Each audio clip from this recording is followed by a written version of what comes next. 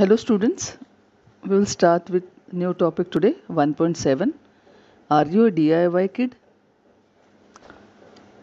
When you were very young, your parents or other grown-ups did everything for you. They fed you, washed you, dressed you and took you around. But things must have changed since then. Now that you are nearly 11, you must have learned to do many things all by yourself. Now you are a do-it-yourself DIY kid, right? Here's a list of some things an 11-year-old child can be able to do.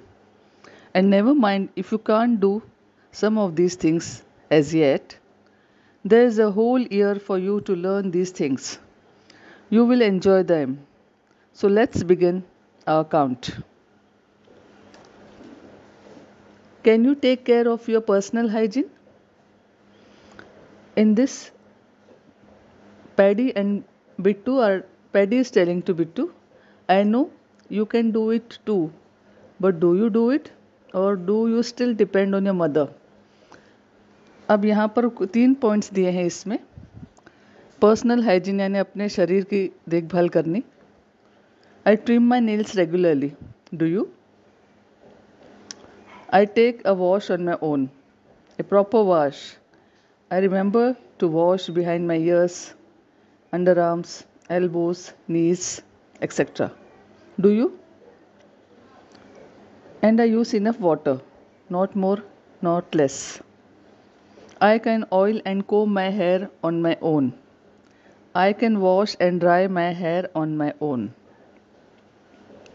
तो यहाँ पर बच्चों दिया है कि अपने जो शरीर की जो हाइजीन है यानी अपने शरीर की देखभाल करनी है, तो उसमें देखो क्या क्या बातें आती हैं कि अपने नेल्स काटने हैं, नाखून सप्ताह में एक बार ज़रूर काटने हैं, नाखून काटने हैं, खुद से नहाना है और अच्छी तरह नहाना है. अंडर आर्म्स, एल्बोस, नीस, कानों के पीछे सफाई रखनी है, अपने बगल में सफाई रखनी है क्योंकि पसीना आता है ना. एल्बोस यानी कुहनी, नीज यानी घुटने, इन सब की सफाई करनी है. क्या आप कर सकते हो? अब यहाँ स्टूडेंट बोलता है कि मैं पानी लेता हूँ, ना ज़्यादा ना कम. अपने बालों को कंघी करता हूँ, तेल लगाता हूँ और अपने बाल स्वयं धोता हूँ. तो यह सब कार्य आप भी करते होंगे बच्चों. अब तो आप 6th में हो गए हो ना, 11 ईयर्स के हो गए हो. Second point, do you take care of your clothes? क्या आप अपने कपड़ों की देखभाल करते हो? यहाँ स्टूडेंट कहता है I can even wash my own clothes when necessary. I wash my under garments every day. Under garments यानी जो कपड़ों के अंदर आप जो बनियान पहनते हो, अंडरवेयर पहनते हो, उसको अंडर गारमेंट्स बोलते हैं. वे डेली आपको धोने हैं, चेंज करने हैं. I don't stack up unused and soiled clothes. I put them in the washing bucket on time. I brush or scrub the soiled parts with soap before I add them to the washing pile. कपड़ों को यहाँ वहाँ फेंकना नहीं है. मैले कपड़ों को एक जगह पर डाल देना है. वॉशिंग बकेट में, कपड़े धोने वाली जो बकेट में डाल देना है. उसके बाद जब कपड़े धोते हैं तो उसको अच्छे से धोने हैं. जैसे ये अपने अंडर आर्म्स के जो पोर्शन होता है या अपने जो स्लीव्स होते हैं उनको, या जो कॉलर का साइड होता है वो भी मैला होता है, उसको अच्छे से धोना है. I can hang the clothes neatly without crease to dry on the clothes line. तो कपड़ों की तार पर कपड़े कैसे डालना है धोने के बाद में, यह तारा बोलती है. I can fold all clothes neatly. कपड़ों की घड़ी भी करनी आती है मुझे. अब तारा कुकू से कहती है you too can do all this, have you tried? Page number 24. Can you swim? क्या आप तैर सकते हो? तो यहाँ पर स्टूडेंट कहते हैं I can swim in a swimming pool, I can swim in a well, I am going to learn freestyle swimming this year.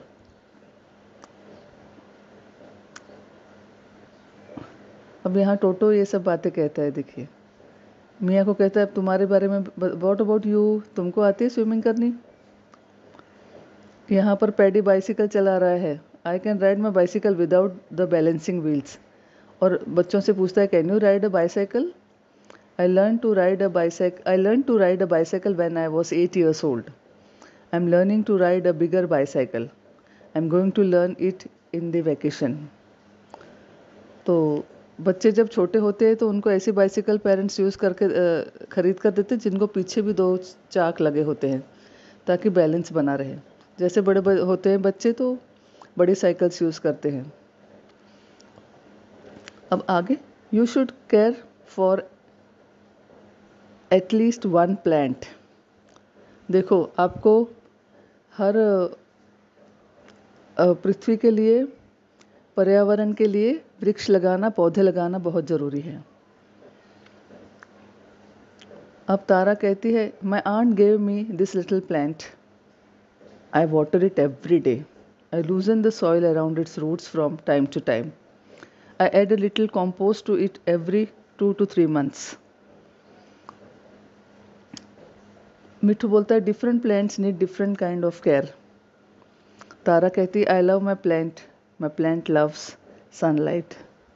तो आपने विज्ञान में बच्चों पढ़ा ही होगा कि सनलाइट से प्लांट्स अपना भोजन बनाते हैं, उसको फोटोसिंथेसिस कहते हैं इंग्लिश में. तो प्लांट्स की देखभाल करने के लिए उनको डेली पानी देना पड़ता है. थोड़ा सा जो मिट्टी है ऊपर वाली उसको थोड़ी लूज़ करनी पड़ती है गमले में. थोड़ा सा खाद भी डालना पड़ता है 2-3 महीने में. अब यहाँ पर एक और टॉपिक है, can you dress up for a special occasion on your own?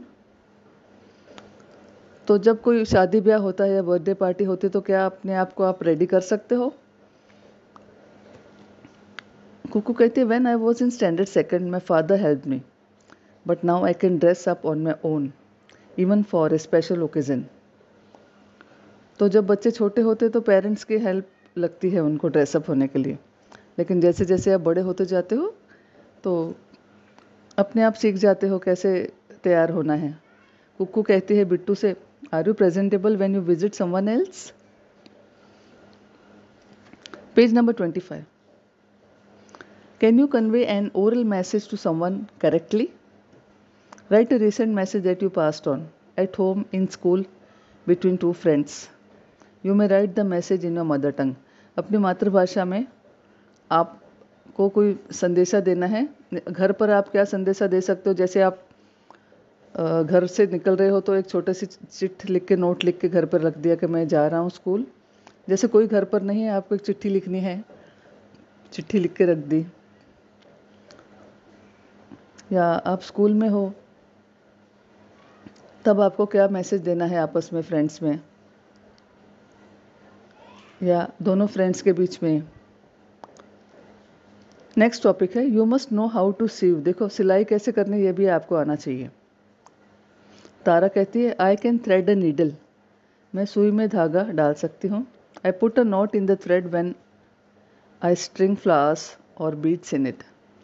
तो जब आप सुई में धागा पिरो लेते हो तो एक कॉर्नर में एक गांठ बांधनी पड़ती है, उसके बाद उसमें फ्लावर्स वगैरह डालेंगे तो वो निकलेंगे नहीं.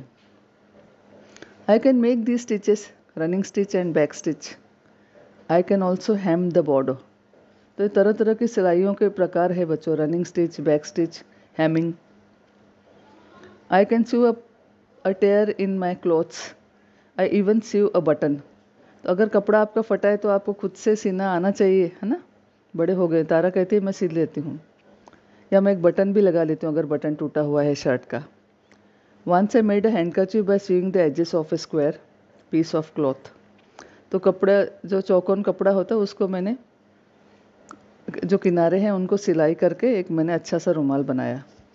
और तारा कहती है आई मेड अ सिंपल बैग. मैंने एक बैग भी बनाया. Page number 26. अब देखिए किचन में बच्चे क्या क्या हेल्प करते हैं अपने पेरेंट्स का. I love to help in the kitchen. I clean और wash fruit and vegetables. I peel cucumber. जब आप सब्जी या फ्रूट्स लाते हैं बाज़ार से तो सबसे पहले मम्मी क्या करती है, उसको धोती है. तो अब अभी आप बड़े हो गए तो आप मम्मी की हेल्प कर सकते हो. आप उनको फ्रूट्स को और सब्जियों को धो भी सकते हो. अब यहाँ पर पैडी बोलता है कि मैं जो ककड़ी है उसको भी छील सकता हूँ। I can peel cucumbers. Kuku कहती है help my mother in cleaning grains and cereals. I like shifting grain और फ्लोर, जैसे चलनी करना आटे को, या गेहूँ साफ़ करना, चावल साफ़ करना। I am good at slicing, cutting और chopping fruits and vegetables. Paddy says, now Bittu says, I love to shell and eat peas and green gram. I can shell beans and peanuts. तो मूंगफली के छिलके निकालना या हरे मटर के छिलके निकालना अच्छा लगता है मुझे। पैडी कहता है मुझे कटिंग करना, सब्जी काटना अच्छा लगता है। फिर पैडी कहता है I can prepare few simple dishes, salads, peanut laddoos. तो मुझे सलाद बनाना आता है, मूंगफली के लड्डू बनाना आता है। बिट्टू कहता है it's fun to churn and at the end you get buttermilk. तो छाछ बनाते हैं, मतलब दही में थोड़ा सा नमक डाल दिया या उसको थोड़ा सा बघार लगा दिया और छाछ बन जाती है। चर्निंग करते हैं, लकड़ी से बर्तन में दही को डालकर उसको चर्न करते हैं, फेंटते हैं। अंत में तारा बोलती है it's not so easy to make a dough and roll out puris और चपातीस। आटे को सानना और पूरी और चपाती बनाना बहुत आसान नहीं है, कठिन काम है। And then the dog Toto says making bhakri is a skill job. भाकरी बनानी भी बहुत कठिन है, उसको अच्छे से मलना पड़ता है। आटे को सानते समय थोड़े से गर्म पानी में उसको पानी से आटा सानना पड़ता है और अच्छी तरह से जब आटा सान जाएगा तभी आपकी रोटी अच्छी आ जाएगी। Page number 27। Do you answer the phone politely in Marathi और English and take down a message when necessary. अगर घर में पेरेंट्स नहीं है और पेरेंट्स के लिए फ़ोन आए तो क्या आप उनका संदेशा या मैसेज आप सामने वाले व्यक्ति को अच्छे से उत्तर दे सकते हो पोलाइटली, आदर से। जैसे hello aunty, this is Bittu, mother's not at home, do you have any message for her. Hello uncle, how are you, I am giving the phone to grandpa, okay then see you, bye bye. अंत में एक topic है, you must learn to be a smart consumer.